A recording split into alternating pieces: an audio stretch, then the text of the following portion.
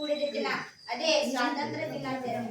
ಸ್ವಾತಂತ್ರ್ಯ ಒಂದು ವೃತ್ತಾಂತವಲ್ಲ, ಅದು ನಮ್ಮ ಜವಾಬ್ದಾರಿ. ಸ್ವಾತಂತ್ರ್ಯ ಎಂದರೆ ಕೇವಲ ಒಂದು ಇತಿಹಾಸದ ಪುಟವಲ್ಲ, ಅದು ನಿಮ್ಮನ್ನು ನನ್ನನ್ನು ರೂಪಿಸುವ ಜೀವಂತ ಬುದ್ಧಿವಂತಿಕೆ. 1947ರ ಆಗಸ್ಟ್ 15 ಇದು ಕೇವಲ ದಿನವಲ್ಲ, ಇದು ಭಾರತದ ಎದೆಬಡಿತ ದಿನ. ಈ ದಿನಕ್ಕೆ ತಲುಪಲು ಬಾಳುಗಳನ್ನೇ ಕಳೆಯಬೇಕಾಯಿತು. ತ್ಯಾಗದ ಕಪ್ಪು ಮೇಘದಲ್ಲಿ ಹೋರಾಟದ ಸುರಿಯ ಜ್ವಾಲೆಯು ಬೆಳಗಬೇಕಾಯಿತು.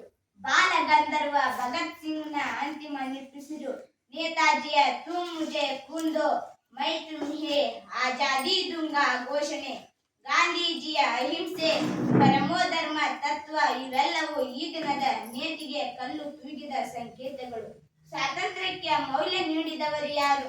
ಸ್ವಾತಂತ್ರ್ಯವನ್ನು ನಾವು ಇಂದು ಉಚಿತವಾಗಿ ಅನುಭವಿಸುತ್ತಿದ್ದರು. ಅದರ ಹಿಂದೆ ನಿರಂತರವಾಗಿ ತ್ಯಾಗಗಳಿದ್ದವು. ಗಾಂಧೀಜಿ ಅಹಿಂಸೆ ಎಂಬ ಶಕ್ತಿಯ ಮೂಲಕ ಬ್ರಿಟಿಷರನ್ನೇ ನಡುಗಿಸಿದ ಮಹಾತ್ಮರಿವರು.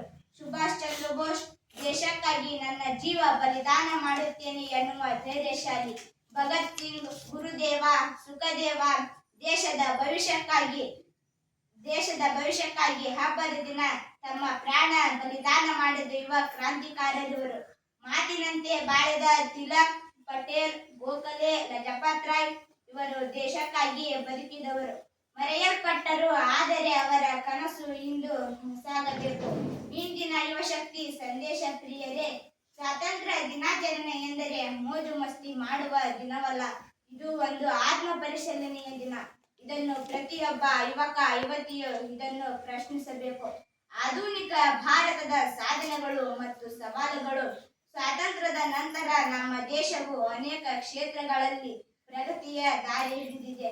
ಆದರೆ ನಾವು ಇನ್ನೂ ಎದುರಿಸುತ್ತಿರುವ ಸಮಸ್ಯೆಗಳು ಭ್ರಷ್ಟಾಚಾರ, ಲಿಂಗಭೇದ, ನಿರುದ್ಯೋಗ, ಬಡತನ, ಪರಿಸರ ಮಾಲಿನ್ಯ ಇವುಗಳ ವಿರುದ್ಧ ಹೋರಾಟ ಮಾಡುವುದು ಇಂದಿನ ದೇಶಭಕ್ತಿಯ ನಿಜವಾದ ರೂಪವಾಗಿದೆ.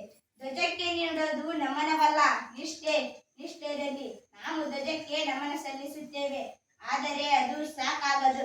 ಧ್ವಜವನ್ನು ಎತ್ತಿದಾಗ ನಮ್ಮೊಳಗಿನ ಕರ್ತವ್ಯಗಳನ್ನು ಕೂಡ ಎತ್ತಬೇಕು.